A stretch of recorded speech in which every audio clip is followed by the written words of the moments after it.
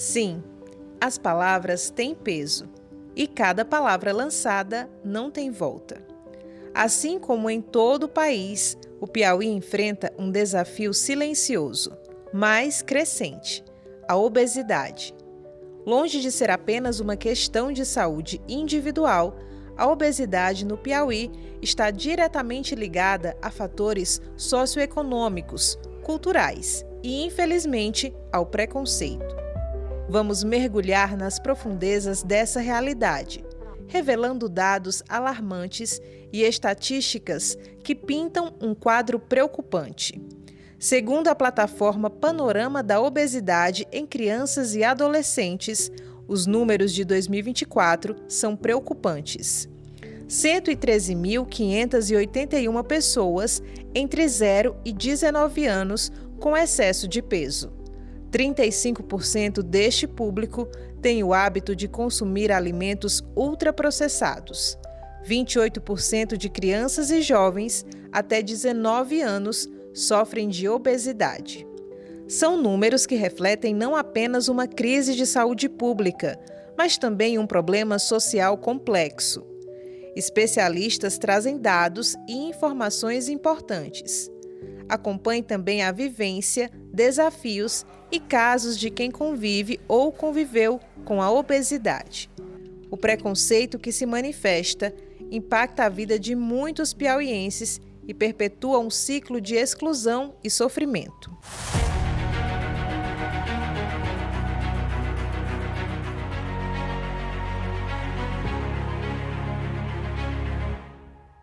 A obesidade vai além do que se vê no espelho. Por trás dos números e estatísticas, há vidas que carregam dores, desafios e superações. João Carlos tem 19 anos e conhece essa realidade de perto. Desde a infância, enfrentou limitações que o impediam de viver plenamente. O preconceito, as dificuldades na escola e os desafios com a autoestima marcaram sua trajetória. Hoje, ele compartilha sua história, mostrando que a mudança é possível e que cada passo dado na direção certa pode transformar vidas. Eu sempre fui uma criança muito espontânea, muito alegre. Sempre gostei de praticar esportes, mesmo nas minhas condições. Sempre gostei muito. E sempre me via disposto a sempre querer algo que naquele momento era muito difícil para mim. Então, por mais de todas as limitações que eu tinha, eu sempre busquei tentar ver felicidade, né, nas coisas. Até meus 15, 16 anos eu pesava 136 quilos. E mesmo com essas condições, eu sempre gostei muito de vôlei, de basquete e de badminton, que eram esportes que eu me identificava absurdamente. Eu praticava, quando não um, às vezes os 3 ao dia. Então, era uma coisa que eu gostava muito, mesmo com as minhas condições. Minha infância, eu não fazia nenhum tipo de dieta, né? Eu só comia e enquanto estava comendo, estava tudo ótimo. Na época da escola, era salgado todo dia, era refrigerante, o almoço era desregrado, era tudo mesmo a meu critério, né? Que é o critério de quanto mais tinha no prato, melhor. Na época do recreio, que chegava o intervalo das aulas, eu sempre ficava sozinho.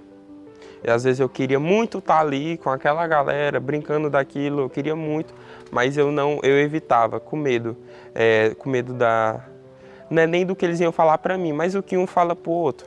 Porque a gente percebe quando estão falando da gente. Então eu ficava evitando, né? Chegar perto, ficar próximo de algumas pessoas. Mas na escola, na época, isso afetava comigo minha autoestima, mas em querer ficar só. Eu me sentia muito só, né?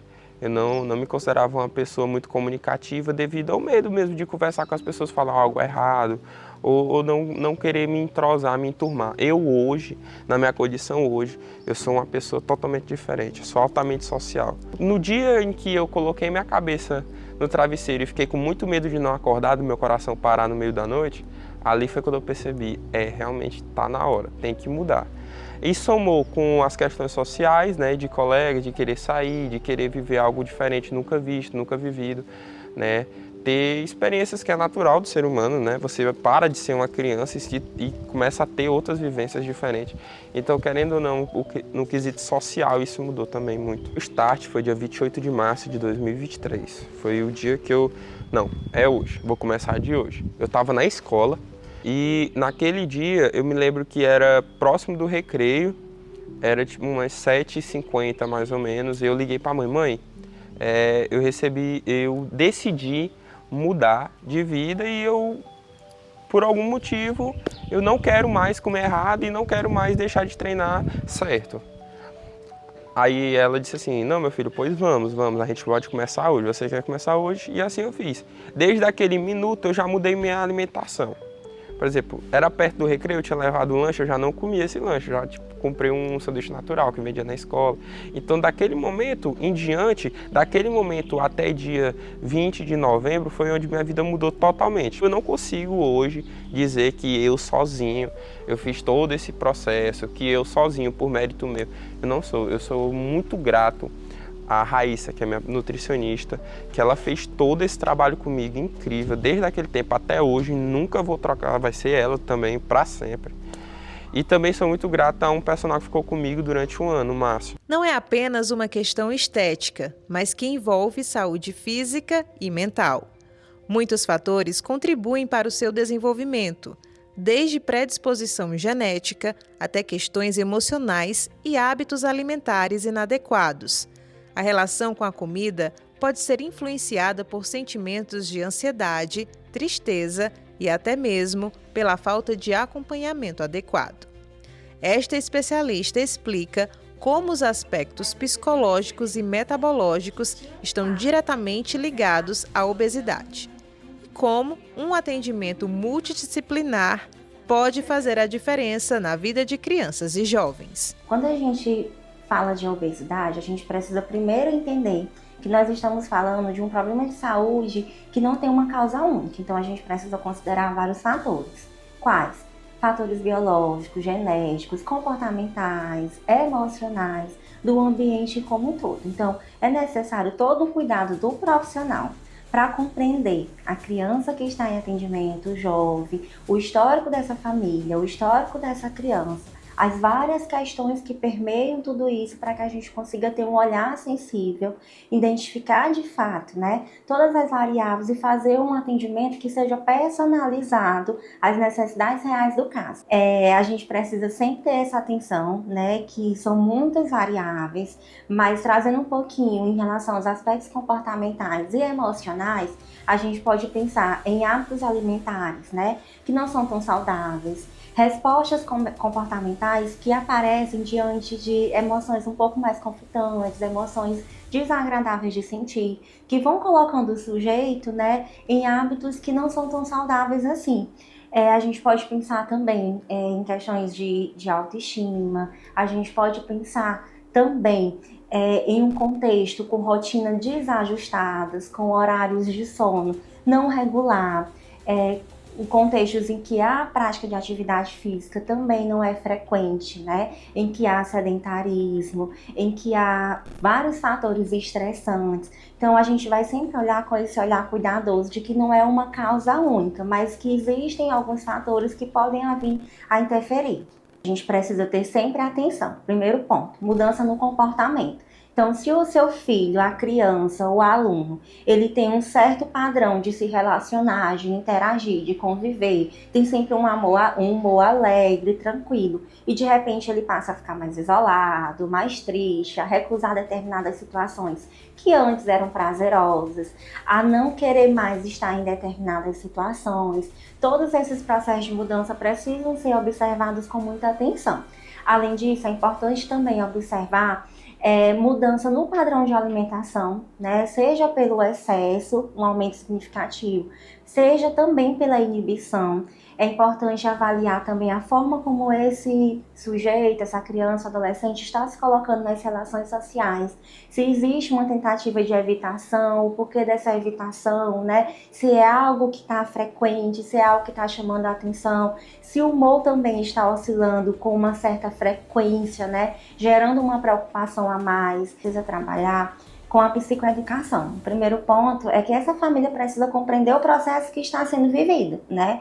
Pela criança, pelo jovem, precisa compreender o nível de desenvolvimento em que essa criança também está, porque a família não pode exigir que essa criança, por si só, gerencie todos esses hábitos, faça essas mudanças, que muitas vezes ela não tem nem consciência, né, desse todo. Obesidade infantil, a gente sabe que é uma realidade no mundo todo.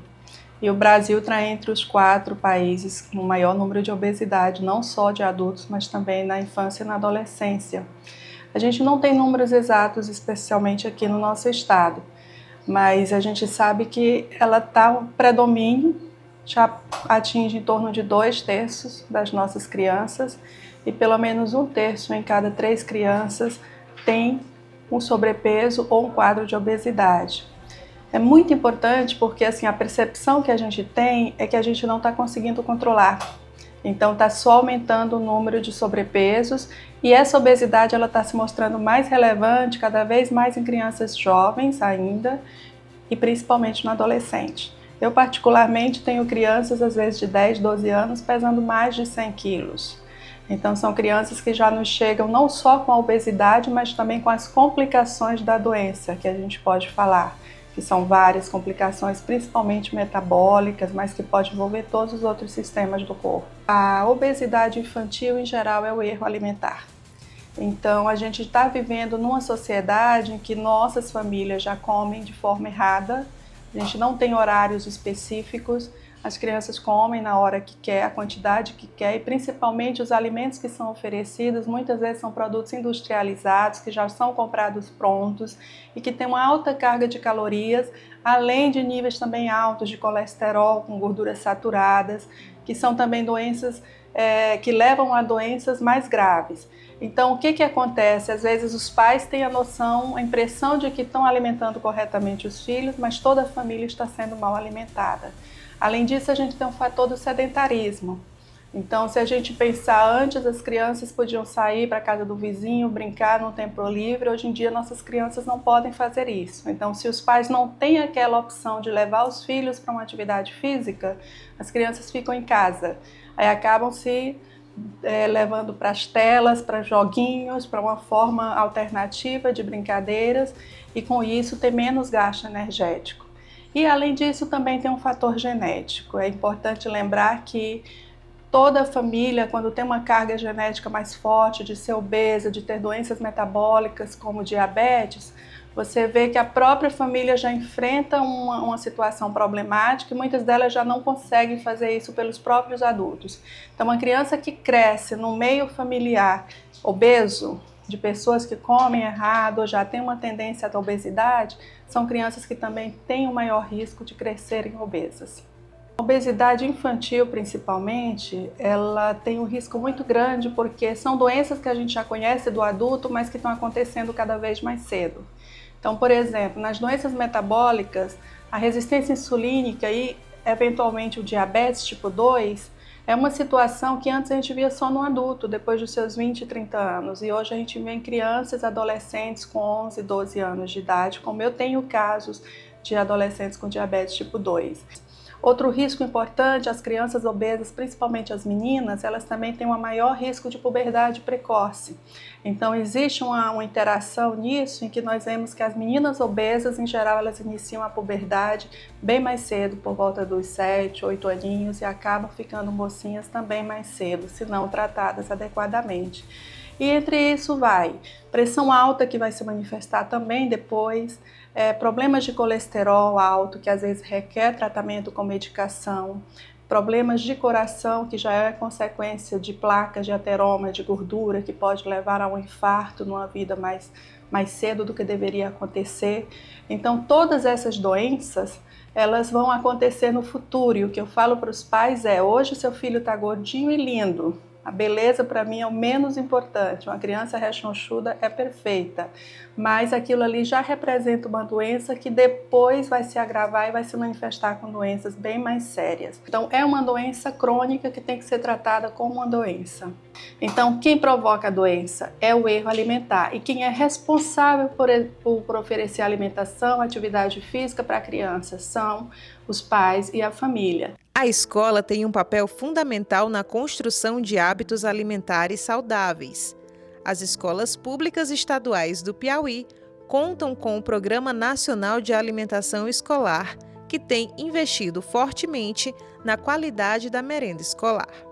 Com um time de quase 100 nutricionistas, a alimentação nas unidades de ensino segue o equilíbrio nutricional necessário para o desenvolvimento dos estudantes. 30% dos alimentos adquiridos vêm da agricultura familiar, incentivando uma alimentação mais natural e saudável. A alimentação escolar na Secretaria da Educação, ela é tratada com muita responsabilidade. É um programa altamente importante para a Secretaria. Hoje a gente conta com quase 100 nutricionistas que estão espalhados nas 21 gerências regionais.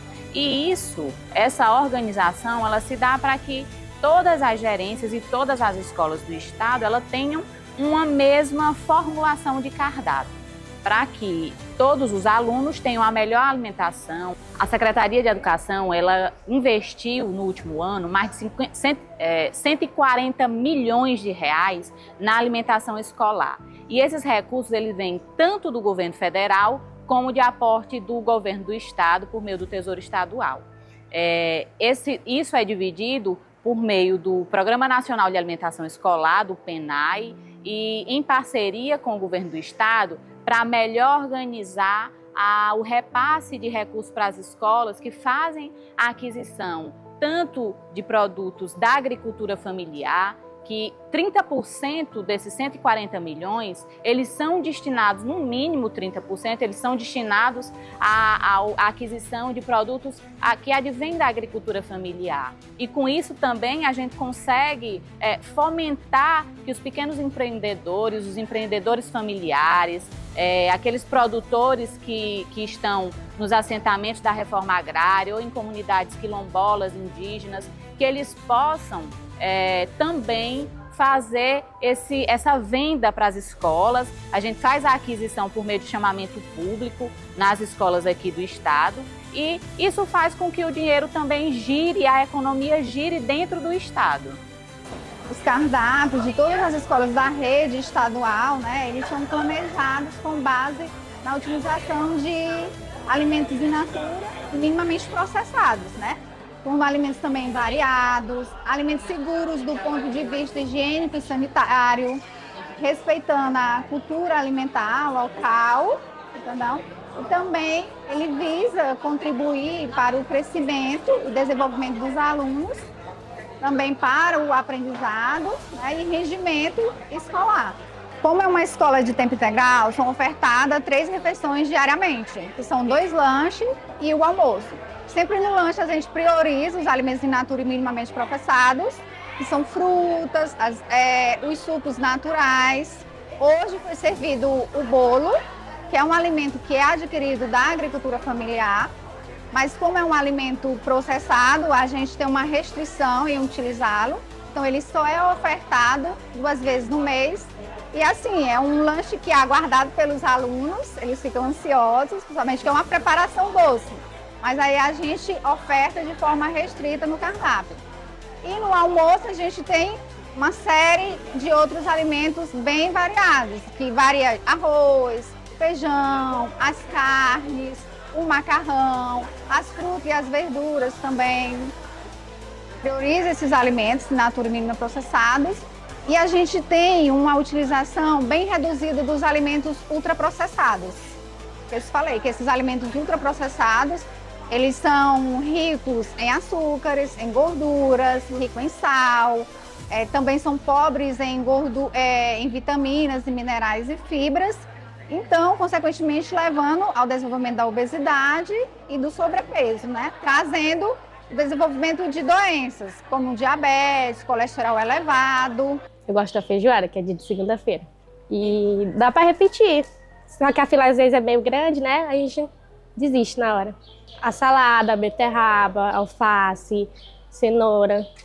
É a feijoada, realmente a feijoada. Porque é uma comida, assim, que satisfaz a gente, mas não é uma comida, assim, muito pesada. Um projeto de pesquisa da Universidade Federal do Piauí, no campus de Picos, busca identificar as razões para este problema.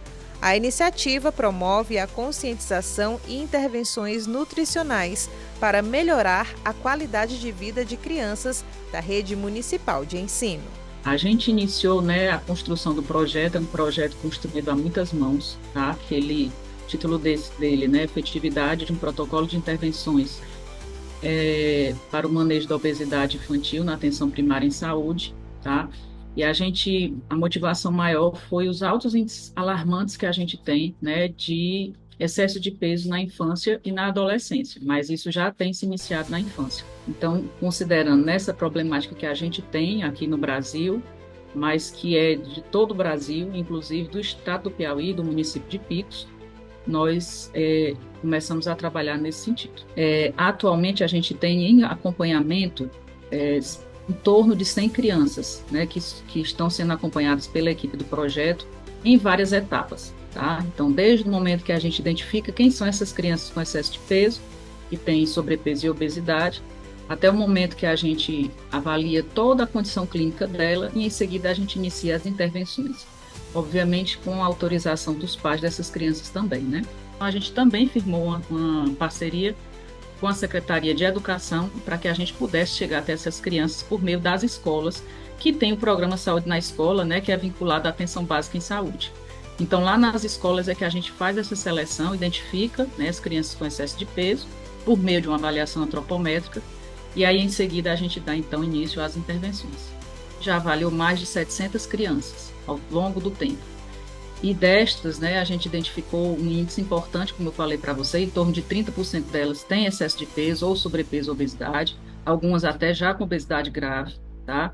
E dentre as que a gente trabalha dentro do projeto, são crianças que já têm alteração de pressão arterial, são crianças que já têm alteração de alguns perfis lipídicos, como os triglicerídeos, como um baixo HDL, que é o colesterol bom, crianças, que têm um hábito alimentar, infelizmente, com alto consumo de alimentos ultraprocessados, e por causa disso, a gente vem trabalhando. Então, são os nossos dados de avaliação clínica preliminares. Como eu falei para vocês, o primeiro passo é a gente identificar as crianças que têm excesso de peso, traçar um perfil clínico delas.